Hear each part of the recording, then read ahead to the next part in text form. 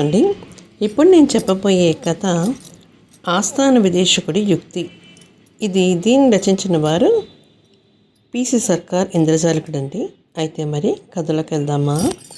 కృష్ణదేవరాయ రాజు ఆస్థానంలో గోపాలుడు అనే మంత్రి ఉండేవాడు. అతను మంచి హాస్యగాడు, అనేక విద్యల్లో బాగా ఆరితేరాడు. అతనికి తెలిసిన విద్యల్లో ఇంద్రజాలం కూడా ఒకటి. అయితే గోపాలుడు ఇంద్రజాల ప్రదర్శన చేసి ప్రజలను ఆనందింపచేసేవాడు కాదు. అతనికి ఇంద్రజాలం తెలిసిన రాజుగారికి కూడా తెలియదు. అయితే మరి కృష్ణదేవుడు అంటే రాజుగారికి చాలా ఇష్టం అన్నమాట. అందుచేత ఆయన గోపాలుడికి అవసరమైన వల్ల సహాయపడుతూ ఉండేవాడు. అయితే గోపాలుడు ఏంటి, మహాదోబరా మనిషి. చేతిలో డబ్బు లేకుండా పోయినా కూడా అతను రాజుగారికి ఏదో సాకు చెప్పి డబ్బులు తీసుకునేవాడు.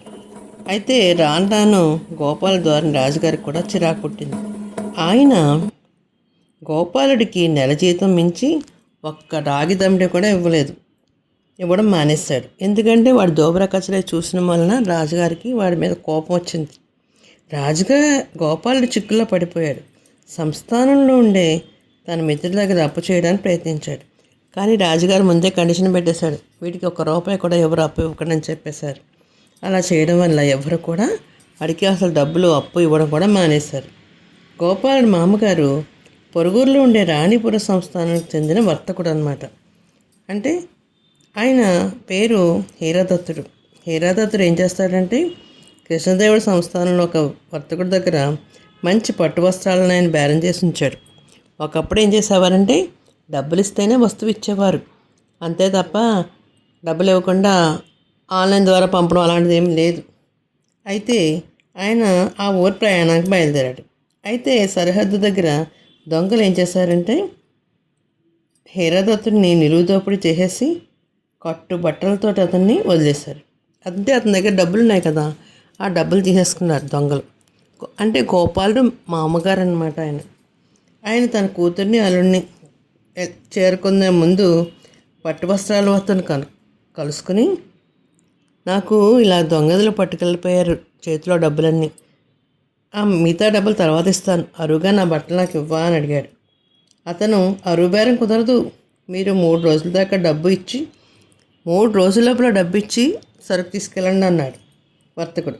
అంటే నేను మీకు ఇంతకుముందు చాలా డబ్బులు ఇచ్చాను, నేను ₹45,000 ఇచ్చాను, ఒక 5,000 కోసం నా డబ్బులు నాకు వస్తువు ఇవ్వనంటారా అని గట్టిగా అడిగితే లేదు ఇవ్వనని చెప్పాడనమాట. షరతంతే షరతే అన్నాడు వర్తకుడు. అలాగా, ఏం చేయాలా అని అనుకున్నాడు. అప్పుడు వర్తకుడు ఏం చెప్పాడు, 3 రోజుల్లో నువ్వు నా డబ్బులు ఇచ్చి సరుకు పట్టుకెళ్ళమన్నాడు. కానీ పాపం 3 రోజుల్లో వెళ్ళే ప్రయాణం కాదు అది. ఏం చేశాడు పాపం హీరాదత్తుడు, గోపాలింటికి వెళ్ళాడనమాట. ఇప్పుడు గొప్పగా ఉంటాడు, రాజుగారి దగ్గర మంత్రిగా పనిచేస్తున్నాడు, చాలా బాగా అభిమానపాత్రుడు తన అల్లుడు అనుకుని, ఒక 5,000 సర్దులేకపోతాడా అని అనుకున్నాడు.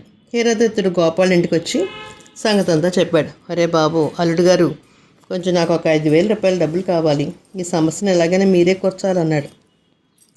అది ఎలా వచ్చిందంటే నెలాఖరు రోజులు అయిపోయింది. నెలాఖరు రోజులంటే ఎవరి దగ్గర డబ్బులు ఉండవు కదా, మరి ఆ వచ్చిన జీతాన్ని నెలలు గడుపుకోవాలి కదా.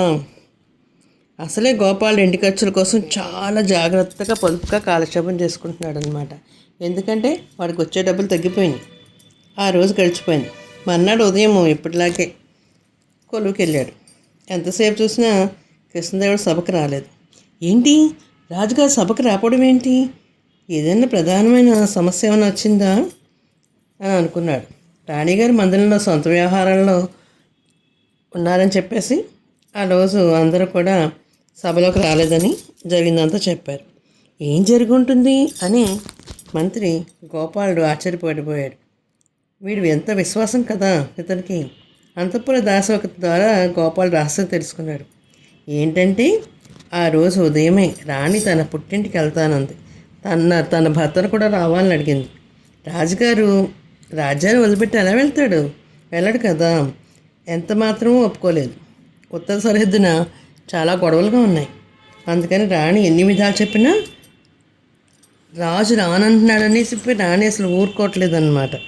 మీరు నన్ను మా పుట్టింటికి తీసుకుపోయి తీరాల్సిందే, లేకపోతే నేను భోజనం చేయను, స్నానం చేయను, ఏమీ చేయను అంటూ పసిపిల్ల ఏడుస్తుంది. ఆ సంగతి తెలియగానే గోపాలుడు రాజుగారి దర్శనం కోరుతూ, మహారాజా, తమకు ఏదైనా సమస్య ఉంటే ఈ గోపాలుణ్ణి మరవద్దే, అతడు అతడి వల్ల మీకు లాభం కూరుతుందని చెప్పి ఒక చీటీ రాసి పంపించాడు. రాజుగారు మనిషి వచ్చి గోపాల్ని రాజుగారి దగ్గరికి తీసుకుపోయాడు.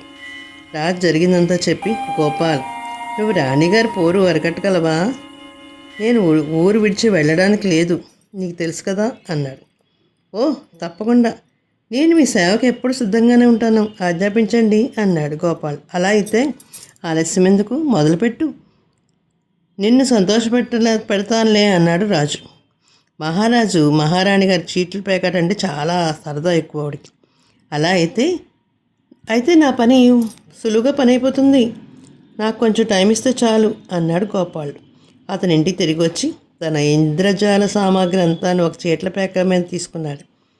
అది ప్రత్యేకంగా తయారు చేయించిన ప్యాక ముక్కలు. అందులో 52 ముక్కలు అన్నీ కూడా ఆటినరాజు బొమ్మలే. దీంతో పాటు అతను ఒక మామూలు చీట్ల ప్యాక తీసుకున్నాడు. తర్వాత అతను వేషం మార్చుకుని ఒక సాధువులా తయారయ్యి రాజుగారిని చూడబోయాడు. ఇద్దరు కాసేపు మాట్లాడుకున్నాక గోపాలుడు, మహారాజా, మహారాణి గారి అంతరంగిక పరిచారికను పిలిపించండి, నాకు ఆమె సహాయం కావాలి అన్నాడు. పరిచారిక వచ్చింది. గోపాలుడు ఆమెకు తన పథకం అంతా చెప్పాడు. నేను ఇలా చేస్తాను, నువ్వు అలా చెయ్యని చెప్పాడు. తన దగ్గర ఉన్న 2 చీట్ల ప్యాకులను ఆమెకి ఇచ్చేసి, నేను అడిగినప్పుడు ఈ రెండింటిని మార్చి తెమ్మన్నాడు.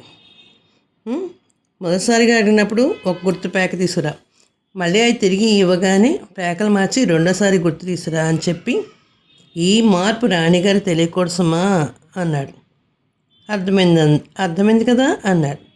అప్పుడు పరిచారిక ఏం చేసింది, కొన్ని ప్రయోగాలు చేసి, ఓ పర్వాలేదు, ఈమె బాగానే చేస్తుంది అని అనుకుని రాణిగారి మందిరానికి పంపించేశాడు. రాజుగారు గోపాలుడు చెప్పిన ప్రకారం పరిచారిక రాణి దగ్గరికి పరిగెత్తుకుంటూ పోయి, అమ్మా మహారాణి, రాజభవనానికి ఎవరో గొప్ప యోగి వచ్చాడు, ఆయన అదృష్టం చెబుతారట, పిలవమంటారా అని అడిగాడు. అలాగే పిలుచుకురా, ఏం చెప్తాడో చూద్దాం అంది రాణి ఉత్సాహం లేకుండా. మారు వేషంలో ఉన్న గోపాల్ని రాణి దగ్గరికి తీసుకొచ్చారు. గోపాలుడు ఆమెతో, అమ్మా, మీ విచార భారంతో ఉన్నట్టున్నారు, దయచేసి ఒక చెయ్యి ఒకసారి చూపిస్తారా అన్నాడు. రాణి తన ఎడమ చెయ్యి చూపించింది. గోపాలుడు ఆమె చెయ్యిని పరీక్షించి, అమ్మా, నీ కోరిక ఏదో నీ భర్త నిరాకరించినట్టున్నాడు, అవునా అని అడిగాడు.